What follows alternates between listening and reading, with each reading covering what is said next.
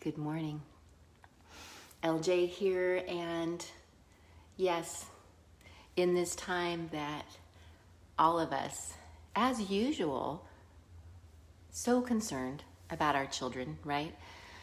So interested in their well-being and really wanting the best for them, right, with their education. And a lot of us have been raised to look to things like public education, right? And I always want to honor all the amazing teachers in public education who are out there doing their best within those systems, and especially now, right, with all these changes. But as we see some of these proposals about what public school life may be like as we roll into the next stages with the pandemic approaches, right? It's feeling pretty unpleasant and scary for a lot of us, right? So I'm realizing that a lot more people than ever are considering the path, the possibility of homeschooling at this time, even if it was just a short-term switch. If you even feel like your kids love school, but you're worried that they're not gonna love what may be in store for them back at the public schools, as amazing as those teachers are in there doing their best, right?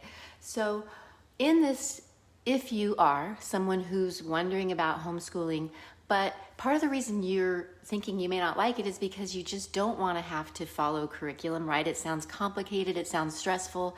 You don't want to have to play teacher to your kids. You don't want to set up that dynamic. You don't want to fight with your kids, right? And so this isn't about an approach that's none of that. And it's not at all about making it like school. And it's not at all about you trying to be your kid's teacher.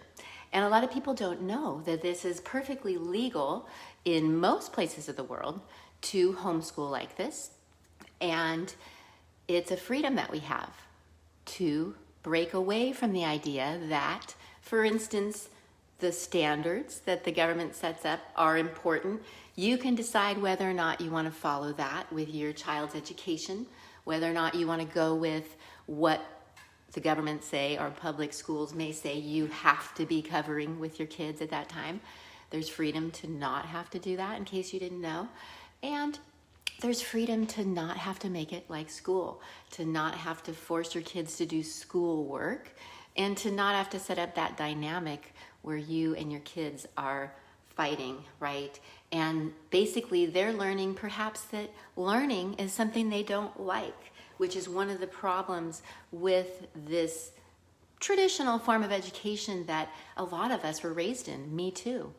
And another problem with that more traditional approach where you are the teacher as the mom or dad, where you are the one who knows everything, right? And if it gets to be about getting your kids to do the work, the problem with this is it is creating more of a direction for them to be looking outside for their direction, and even thinking that they need to look outside themselves for their education and learning. So there's a lot of psychology that comes in with the traditional ways that we've been teaching kids. And part of the reason I've been a little shy about talking about this is because these are deep, personal, important issues to all of us, right? And so yeah, we are talking about parenting, we are talking about education, and a lot of talk right now is about how what's happening right now is helping us break down some systems that haven't been working. And I would propose that the ways we've been doing it in public education, it's one of those systems, right? Again, as amazing as all you teachers are, and thank you, please, no, this is never against the teachers or even the administrators who are just working with the current system, right? But what has interested me in this other approach from the beginning, which I've wound up getting to use with my kids over 20 years now, and been in community with hundreds of families watching children raised with this, it has been called unschooling approach. It's kind of a radical word because it sounds like it's just going against everything that school has been about, which in some ways it is. But the beauty of something like unschooling, and actually the term I prefer and now I use is self-directed learning, is it helps them become more self-directed in their learning, and it helps them even see that they're learners for a lifetime, and learning how to learn is a lot of what you get to teach, quote unquote, if you're teaching anything with this self-directed learning approach. So I'm not going to use the term unschooling, even though if you look up unschooling, that's where a lot of the research, the books, a lot of my mentors I've learned from have used that term unschooling for what I'm talking about.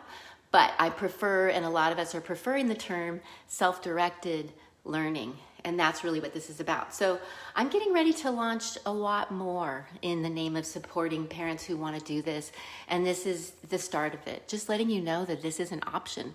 It doesn't have to be like school. It doesn't have to be something you're forcing with your kids.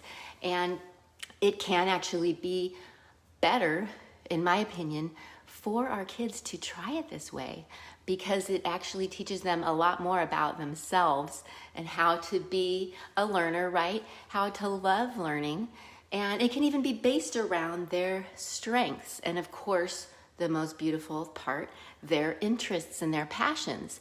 And one of the reasons I knew I was interested in this way with kids, which is really different, and I'm going to continue to be sharing about the different pieces that make this work that I've learned through my years, again, of learning from teachers and parents who've gone before me, that I'm looking forward to having some conversations with and sharing here with you next and soon as part of this. Because, yeah, it's important, and it really does change not only the way that our families can interact and the ways that our kids can feel about their education and be in their education. And that's one of the key ideas, is that it's their education. And so that becomes this different approach to see that it's their education, to help them see that it's their education, and not in a fear-based way, but in an excited way, right? And if you're someone who would love to help your kid tap into that, and if you could also love to be more involved with your kids' learning, which one of the premises too is that we're always learning. Kids are always learning. Everything's educational.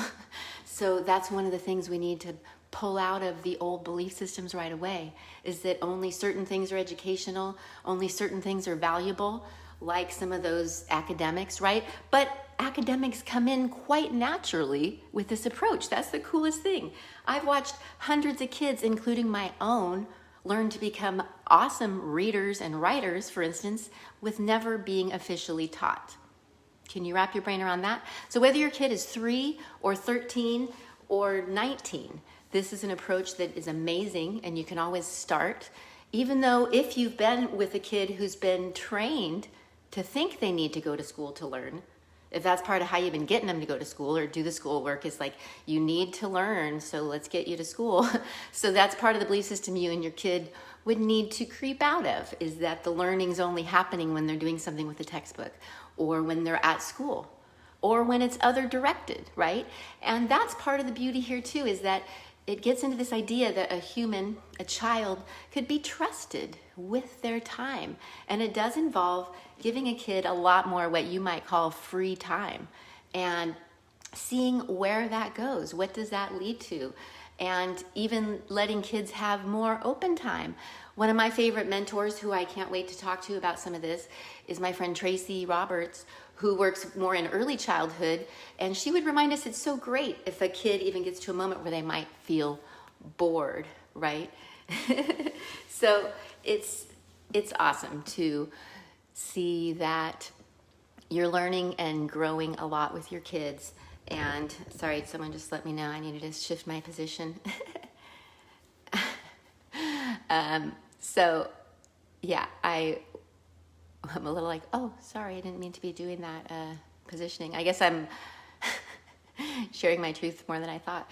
But anyways, yes, that if you could buy into the idea that someone could be trusted, and if you like the idea of your kid being things like intuitive, right? A lot of us think we like that for our kid. This is what it can really help with too. And so it takes some bravery, it takes some courage, it takes some stepping outside of what we've been raised to believe, how school is so important, and school is how and where we learn, and even what school can look like. So it becomes important to just become aware that we do have choices, especially now, and that if you want to let your kid have a different experience of education and learning, that there are other ways. And I'm happy to help, and I'm going to be sharing and helping more now about how to help raise more self-directed, soulful kids is the way I like to see it. So yeah, helping your kids. And what you can see if you look at a small child is they are self-directed. So it's really just helping them stay in that and to know that they're always learning. And yes, to help them have enriching days, and you can certainly expose them to things and invite them to things. And my friend Kate, who's an expert in this as well, will talk about how you can do things like strew things around your home, like you might have done when they were smaller, that you might hope they'll just come upon in their day, right? So there's lots of ways that you as a parent are engaged, are involved, are facilitating the education. That's what I see I've been, is a facilitator of my kids' education, not their teacher. And part of what that gets to teach them too is I don't ever try to act like I know everything, right? I, like you, model for them, what do we do when we don't know the answers, right? We have ways that we can find the answers. And that's really what being a learner is about, right? So anyways, I'm wanting to share more. Yeah, so please reach out. I'm thinking that I may start a Facebook group as a place to put all the content, as I'm going to start to do more of these interview conversations with some of the people I've learned from, because I'm always learning too. And that's part of what helped me become stronger in this, is to see it as something that I'm learning about and studying, and it's different than the way a lot of us were raised. It's not different than the way humans used to do things. That's kind of the interesting thing too, to see that the way public school has been is actually a new thing. It's been kind of an experiment with our children. This whole putting them in all in one classroom with kids the same age, this putting together curriculum and seeing what happens when we deliver that to them and test them, right? And how much do we really learn? I think that's the most important question, actually, of the entire conversation. I just have to pause on that. How much do we learn when it's delivered that way, right? How much do you remember that you learned in school? Learning that way, you know, right? Especially when it was forced and when you weren't interested. How much did that learning sink in? How did it impact you, right? So, and then part of this is, if you feel like your kid loves to learn in a school-like way, then heck yeah, that can be part of your kid's process. If they absolutely love to hit the books and have a teacher and do it that way, then awesome. I know I love to learn like that sometimes. So that's a part of a way we can learn, and maybe some kids love that. And I think either way, the question is going to be about how to make sure our kids have a social life, whether we call them homeschoolers or not, right? So that's going to be something that we're all going to be working on either way, whether they're in the public schools or not. But it's, yeah, important, it turns out, to realize we have choices, and it does really shape our kids' psychology, how we educate them, and it does come into how we're parenting them. And just wanting to start to get out there more, that there is another way that you can do, and you can call yourself a homeschooler, and you can register with the state, and nobody's going to question you about what you're doing with your time and your days. And you can totally have freedom like that. At least a lot of parts of the world, and here in California, you can. So we still have that freedom. Sometimes we have to fight for it. Hopefully we won't have to start fighting for it more now that maybe more people are going to be homeschooling. But I feel like more than ever, it's important to get the word out there that this is a choice. There's a way to homeschool that's not like school at all, that doesn't involve you fighting with your kids or trying to teach your kids. And again, part of the reason I would vote against that approach is because it often teaches our kids lots of things about themselves that we don't want to teach them, right? Either that they don't like learning, or that they're not good at learning, or that they don't like certain subjects, right? How many of us came out of school thinking we hate math, right? Which math can actually be a lot of fun, right? But the way, that's a perfect example, the way that math has been taught, right, to most of us, taught us that we hate it.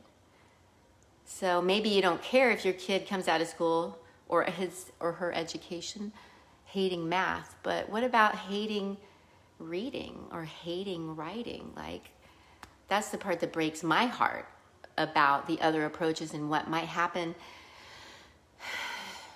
And then again, just the dynamics that can happen in families when you do make it about the other way, which really, hate to say it, but traditional homeschooling is actually the polar opposite of what I'm talking about. The approach that a lot of us picture when we think someone's a homeschooler, and I know over the last 20 years, most people have thought this is what I'm doing with my kids, is that every day I'm going, okay, get to the table, we're doing some schoolwork, right? I've already planned what you're learning, we're doing this today and that, and then you, right? No, that's no fun. It can create a lot of unpleasant dynamics in the family, right? And what you're missing out on is the even more exciting news. The ways their days may go otherwise if they have the freedom to flow through their days. If you trust that they're always learning. If you're available to say yes when they want to get into a project, when they want to research something, when they want to talk about something. That's a lot of what this approach involves too, is you being ready to just drop everything sometimes when they're ready to engage and learn, right? And knowing that conversation is one of the best ways that we learn at any age. So that, yeah, and then it's just exciting what's possible when we don't try the other things. So I think that's what is the awesome conversation here, is what is possible at this time, especially as the current public school model is looking really different, right? And a lot more of us are considering homeschooling, I'm getting the sense, even if it's just short term, that this could actually be a chance for you to really change your kids' experience of their education, to really change your dynamics with your kids, to help your kids get a lot more self-directed, and to even help them get more in tune with what they're good at, what they are passionate about, and maybe even more of what they're here to do, right? If you're interested in things like your kids being in tune with their purpose, right, in the world, if you believe in such things. So this other way that a lot of people don't talk about, and that triggers a lot of people too, if you're very invested in education, which I come from a very, educated family, and I was really into education and went to graduate school myself. So I got good at jumping through those hoops, and there's a lot of fun and value there. So not to say that's not a way for a lot of us, but there is another way that's actually even, you could say, more natural, the way that humans were doing it before we tried this public school experiment that's been going on, and that actually can foster kids that are a lot more self-directed, a lot more tuned into who they are, a lot more in the flow of following their intuition, a lot more aware of what their strengths are, probably a lot more excited about learning, probably a lot more excited about their days, potentially a lot happier because of all these elements too, right? So it's a shift of mindset, of belief systems. It takes some study, some practice, some filling your well. The only ways that I was willing to try this was to look to people who'd gone before me and look at their kids and see what was possible, because I know it's scary to consider education without curriculum, education without teaching your kids, right? But education that's actually about a love of learning, a lot more lasting learning, and a really nice different dynamic between you and your kids potentially. So yeah, it's got a lot of value. There's a lot of reasons to talk about it. Again, I've been shy about bringing this up these last few years, even though I've been realizing I want to, because it triggers people to get questioned on traditional education and the ways we've been parenting. So, but I'm going to start to bring it up more because it's important, and I am concerned about what's happening in households right now. We know things like domestic violence have really gone up, right? And that does go, which is that whole paradigm of top-down education, where you right now might feel like you have to be the boss of your kids, get them to do this stuff, not fight your way through it, not have them hate it, try to engage them, right? And then probably wondering if they're actually learning anything. right? So there's good reason that it's such a struggle. And it feels so hard because it really, in my opinion, is not the best way. It's outdated. It teaches a lot of things we don't want to teach. And that maybe is some of the last part I want to say here that I've gotten from some people that I follow, like Erin Eden and Akila Richards, who are people who speak on self-directed education. Peter Gray, person who writes for Psychology Today, who has a lot of great articles out there. But what we're teaching in the ways that we teach is sometimes more powerful than what we're actually teaching, right? So how we get our kid to sit and do that science lesson that we think we need to force them to do, right? The ways that we get them to do that, the things we say to them, the ways we might puff up, the ways we might reward them and punish them, which I'm going to keep talking about the problems with that, are teaching a lot about power, about if humans can be trusted, about your trust in them, right? And whether or not they're going to learn, whether or not they do that, right? You're teaching so much in that moment that you probably aren't meaning to teach. You just think you're trying to get them to do that schoolwork that you think they have to do. So this is the big news. It doesn't have to be about schoolwork unless your kid wants it to be. So it may be kind of like a secret that the government doesn't want you to know, right? Because it's a little of a free thinking approach, and that's part of the excitement too, is you do really help your kid become more someone who thinks for themselves and knows how to think for themselves, right? And learn for themselves. So yes, I see some people here that I want to bring on, like Julie. I got plans for you. People who are experts in education who are doing this with their kids and seeing hundreds of families. So it's time to get the word out there. There's another way, and it's called self-directed education, and it's worth checking out. So please reach out if I can connect you with any resources, or if you just want to have a conversation. And stay tuned as I'm going to create more resources just to get this out there. It seems like it's time. So I love you guys so much. Thanks for being here. Namaste.